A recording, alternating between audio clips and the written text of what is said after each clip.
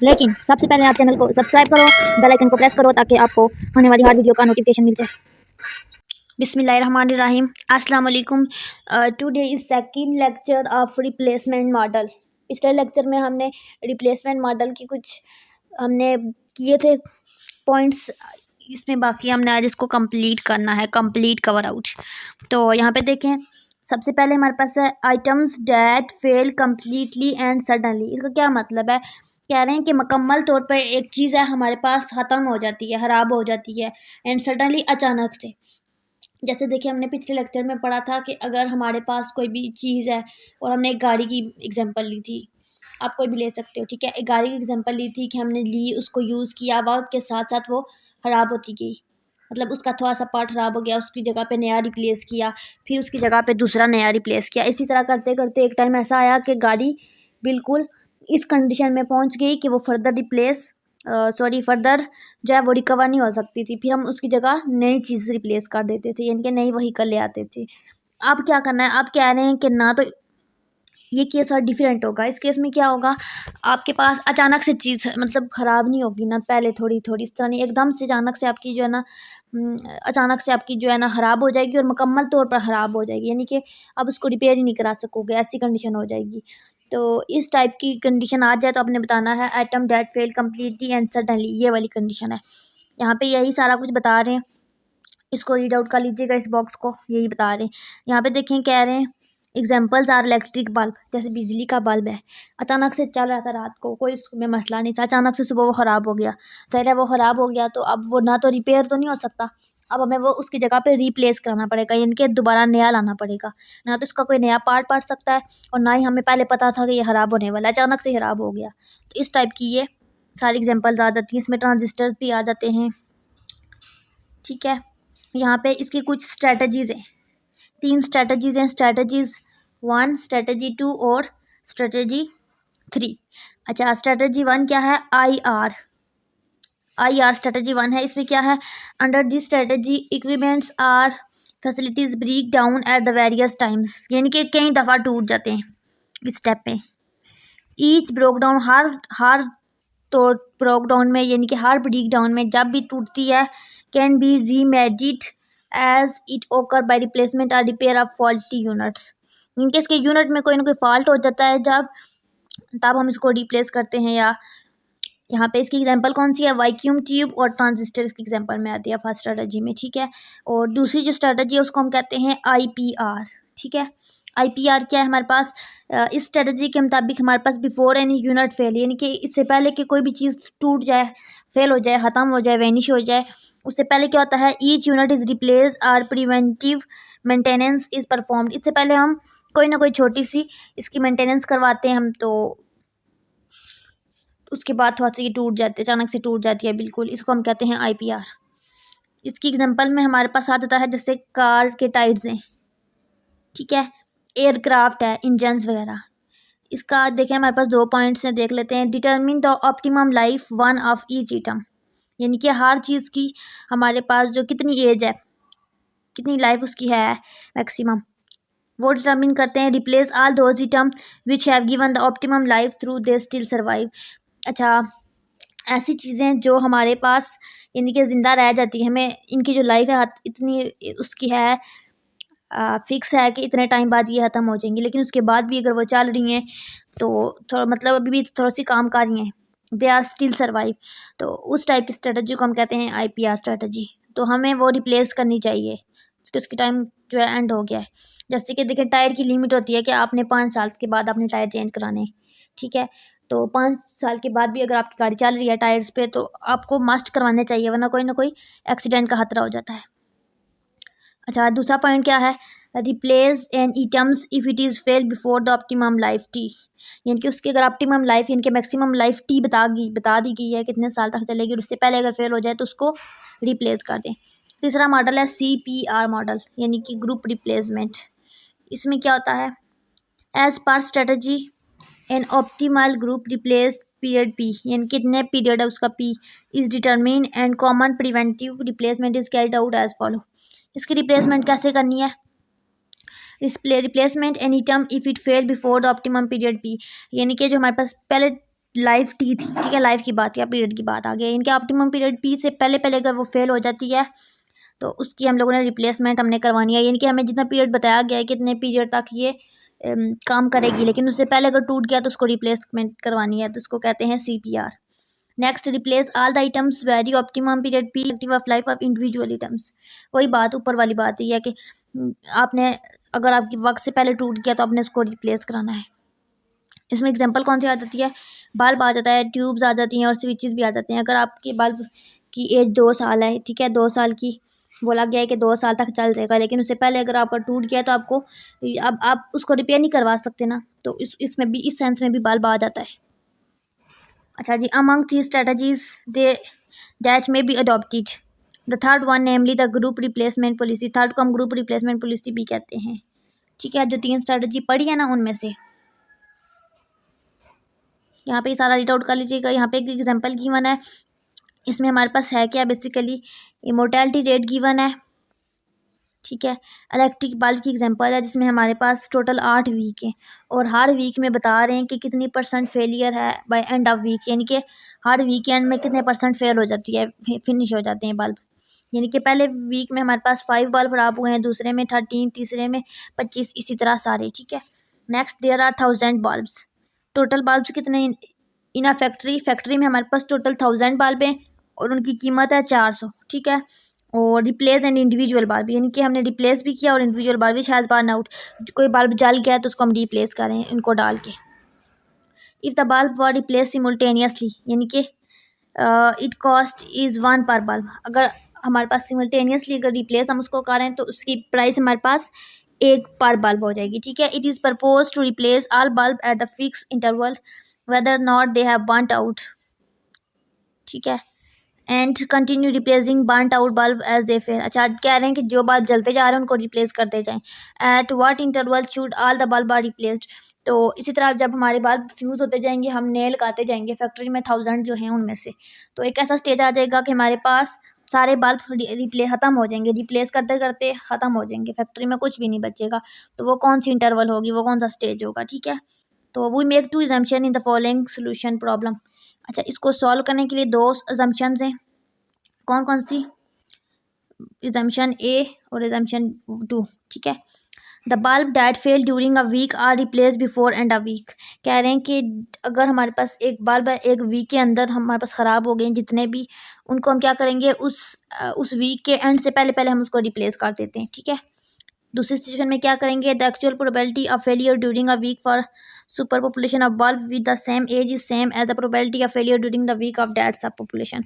क्या कह रहे हैं कि एक वीक के दौरान में जो सब पॉपुलेशन है बल्ब की, जिनकी एक जितनी एज है, यानी कि एक टाइम पे लाए हुए हैं, तो उनकी प्रोबेबिलिटी ऑफ फेलियर, यानी कि ज़ाहिर है जिस दिन में जितने बल्ब लाए हुए हैं ना, जिन एक बल्ब की जितनी सेम एज होगी, यानी कि जिस दिन में अगर हमें 10 एक दिन में बल्ब लाएं तो उनकी एज भी सेम होगी ना। 10 दिन बाद ज़ाहिर है एक बल्ब को अगर 20 दिन बाद 20 दिन हो गए हैं तो वो एक दिन में लाए थे तो सारों की एज भी बराबर होगी। तो कह रहे हैं कि उन सारों बल्ब की probability of failing during week जो है वो भी वही सेम होगी।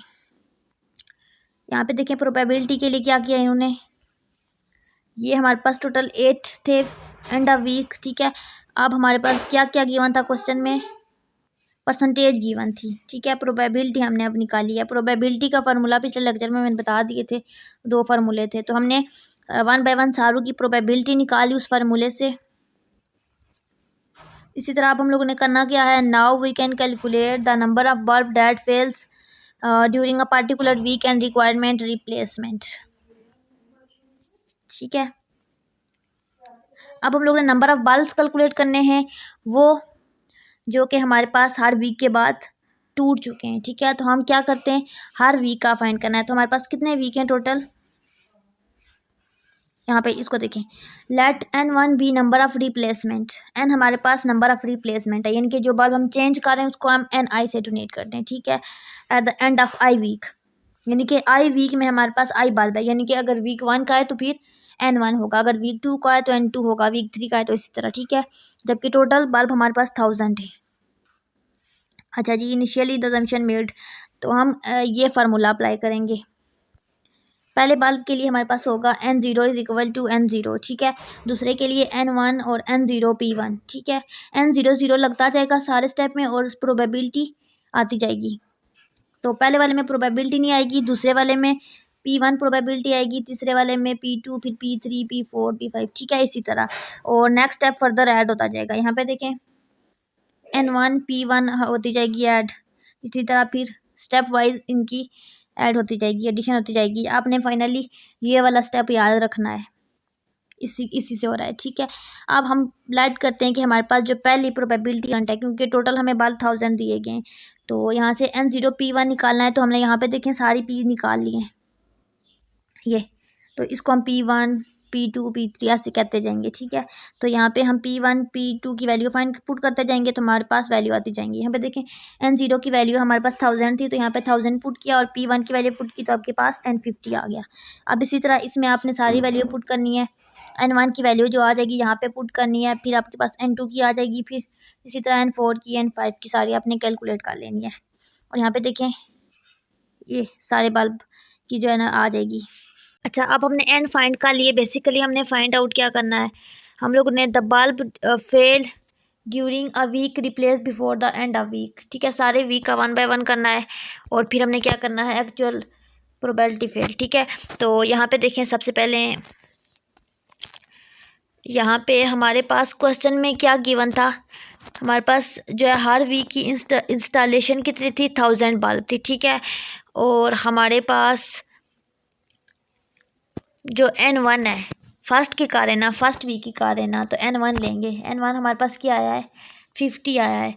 तो देखिए हमने 50, और हमारे पास क्वेश्चन में गिवन है कि किस उनकी प्राइस क्या है, 4 पर बल्ब है, ठीक है। तो 50 मल्टीप्लाई बाय 4 कर देंगे, यानी कि एक बल्ब 4 का है, तो 50 बल्ब कितने के आ जाएंगे, तो हमारे पास आ जाएगा 200, ठीक है। अब आपने करना क्या है, इस प्राइस को प्लस जो इस स्टार्ट में गिवन है उसको ऐड करना है। तो स्टार्ट में हमें 1000 गिवन थी, 1000 प्लस 200 क्या हो जाएगी, 1000 प्लस 200 हो जाएगी हमारे पास 1200, ठीक है। हमारे पास वीक 1 की आ गई है। अब हमने इसी तरह वीक 2 की करनी है। तो वीक 2 में भी स्टार्ट में हमारे पास क्या गिवन है, 1000 गिवन है, और वीक 2 की वैल्यू हमारे पास क्या है, 83। N2 हमारे पास क्या है, 83। अब बेसिकली आपने प्रीवियस वाले को भी साथ में ऐड करना है। तो प्रीवियस क्या थी, 50 थी, ठीक है। तो 50 प्लस 83 क्या हो जाएगी, ये हो जाएगी 133, ठीक है। ये देखें हमारे पास हो जाएगी ये 133। अब हमारे पास ये एक वीक की है, यानी कि सेकंड वीक की है, यानी कि सेकंड वीक में हमारे पास 133 हैं, लेकिन बेसिकली हमने बोला था इसकी प्राइस 4 है। तो 133 मल्टीप्लाई बाय 4 बल्ब करेंगे तो आपके पास इसकी प्राइस आ जाएगी, जो कि हमारे पास क्या होगी, 5232, यानी कि 532। अब 532 ये आ गई है, और बेसिकली ओवरऑल हमारे पास इनिशियल कितनी गिवन थी, 1000। तो इन दोनों को प्लस कर देंगे 1000 को, इसको, तो हमारे पास सेकंड वीक की भी आ जाएगी, विच इज़ 1532, ठीक है। इसी तरह आपने 1 बाय 1 सारे वीक ही करते जाना है, और एंड में आपने करना क्या है, अच्छा जी यहाँ पे देखें ये we have the expected life of bulb, expected life of bulb find करनी है। तो इसको आपने क्या करना है, हर प्रोबेबिलिटी को मल्टीप्लाई करना है आपस में। यहाँ पे देखिए इसको, ये चीज़ कहाँ से आई है,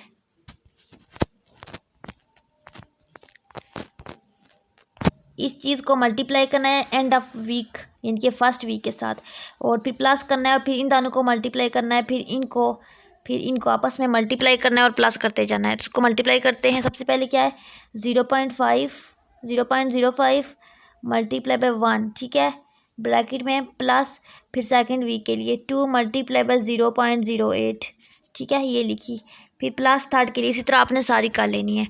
यहाँ पे इन्होंने सारी की है यहाँ पे, तो इनका आंसर क्या आ गया है, 4.62 वीक, ठीक है। तो number of replacement of bulb per week आ गया 4.62 वीक, जबकि हमारे पास इनिशियल 1000 थी, तो 1000 से इसको हम डिवाइड कर देंगे यहाँ पे, जो हमारे पास आंसर आया। तो हमारे पास कितने बल्ब आ गए, 216 बल्ब आ गए, और ज़ाहिर है 216 बल्ब हैं, ये तो हमने बताया था ना, एक बल्ब 4 पीस का है, तो अगर उसकी कास्ट फाइंड करनी है तो हर बल्ब को मल्टीप्लाई करेंगे 4 से, ठीक है। तो आपके पास आ जाएगा 864 आंसर। तो कह रहे हैं कि अगर इसका एक बल्ब का रेट 4 पीस है तो हमारे पास 216 बल्ब आए और उनकी कीमत बनी है 864 पीस। और यहाँ पे हमारा आंसर आ गया। इसी तरह आपने बाकी सेकंड एग्जांपल भी कर लेनी है। नेक्स्ट हम एग्जांपल देखते हैं स्टॉफ रिप्लेसमेंट प्रॉब्लम। अच्छा, इसमें भी एग्जांपल गिवन है, इसकी एग्जांपल देख लेते हैं। हमारे पास 50 केमिस्ट्स हैं, ठीक है, और ईयर्स हैं। यहाँ पे देखें their length of service and age below. यहाँ पे आपको ईयर्स गिवन है, 10 साल गिवन है, और हर साल की परसेंट गिवन है, percent left at the end of year. हर साल के एंड पे कितने परसेंट जो है कि मिस छोड़ के चले गए, ठीक है। तो यहाँ पे उनका डाटा गिवन है। अब हमने फाइंड क्या करना है, what is the recruitment per year to maintain the required strength. Recruitment find करनी है। There are 8 senior post for which the length of service is the main criterion, ठीक है। यहाँ पे 8 सीनियर पोस्ट हैं। What is the average length of service after which a new entrant expect promotion to one of the post। यहाँ पे देखें, सबसे पहले हमने यहाँ पे लिखे नंबर ऑफ़ ईयर्स कितने थे, 10, जो हमें टेबल में गिवन थे, ठीक है। इस टेबल में आपने ड्रा करना है। और सेकंड में हमने लिखा प्रोबेबिलिटी लीविंग, जो जो प्रोबेबिलिटी से लीव कर रहे हैं। यहाँ पे क्या था हमारे पास, परसेंट में था ना, तो उसको परसेंट को ख़त्म करने के लिए क्या किया, हर एलिमेंट को हमने 100 से डिवाइड किया। तो यहाँ पे देखें, जैसे कि फर्स्ट में हमारे पास 5 था, तो 5 डिवाइडेड बाय जब हमने 100 किया तो हमारे पास आंसर आया 0.05, ठीक है। तो आपने इसमें फर्स्ट वाले में पुट कर दिया। इसी तरह आपने सेकंड वाले के लिए करना है। सेकंड वाले में क्या था, 36 था, ठीक है। यहाँ पे 36 था। परसेंट को ख़त्म करने के लिए 36/100 किया तो हमारे पास आंसर आ गया 0.36, और इसको आपने सेकंड में पुट कर दिया। प्रोबेबिलिटी लीविंग का हमने कॉलम बना लिया, सारी प्रोबेबिलिटी लीविंग लिख ली।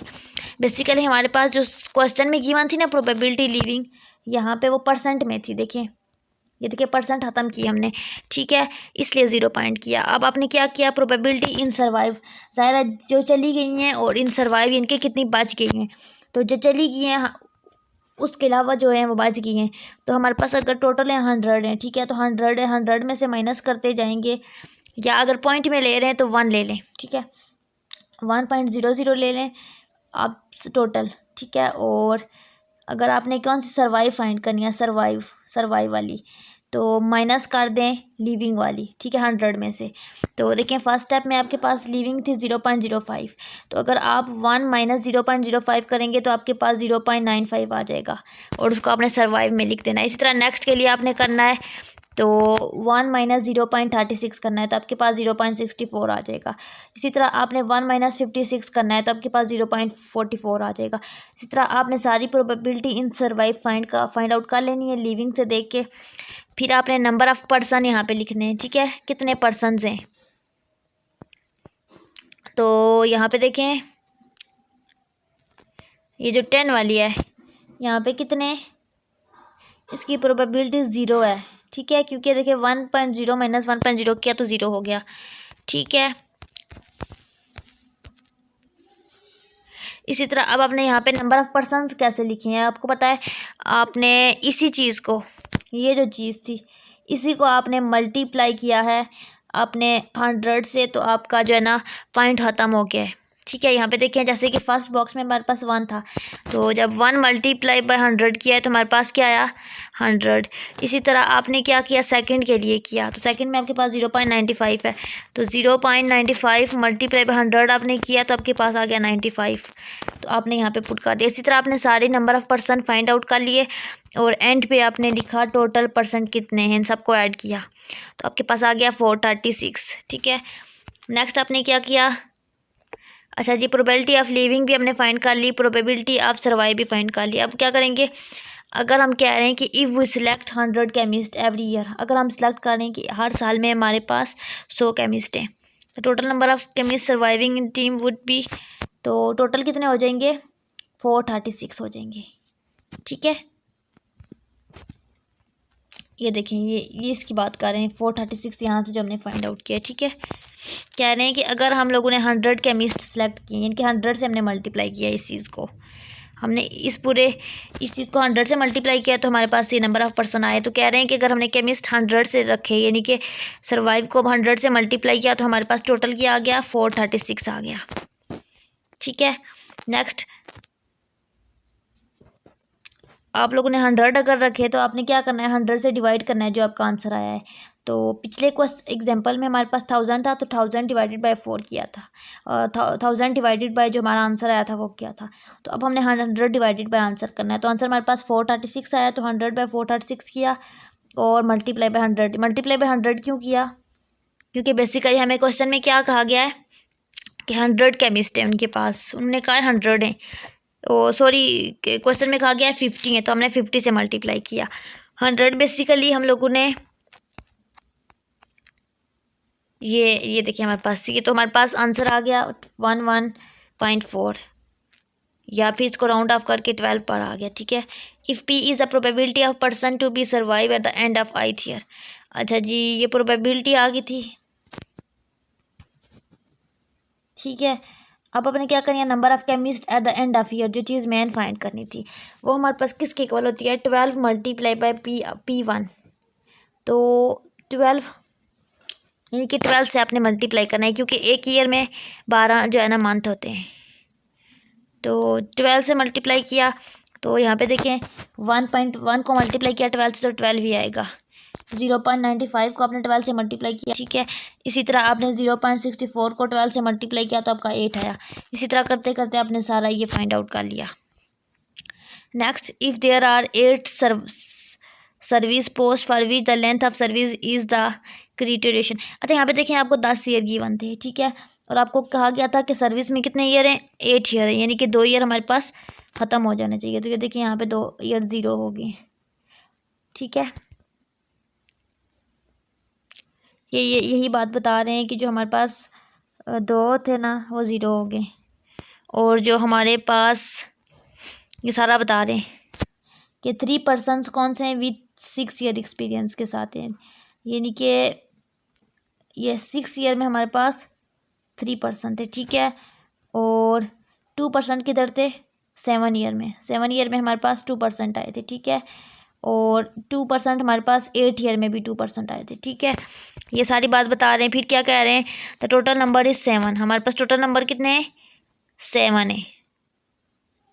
ठीक है, विच इज़ लेस देन 8, जो कि हमारे पास 8 से कम हो जाते हैं। बेसिकली हमें कहा गया है 8। तो कह रहे हैं प्रमोशन हमारे पास कहाँ पे हो रहा है, एंड ऑफ 5 ईयर, यानी कि 5 ईयर के एंड पे यहाँ पे हमारे पास प्रमोशन हो रहा है। ठीक है,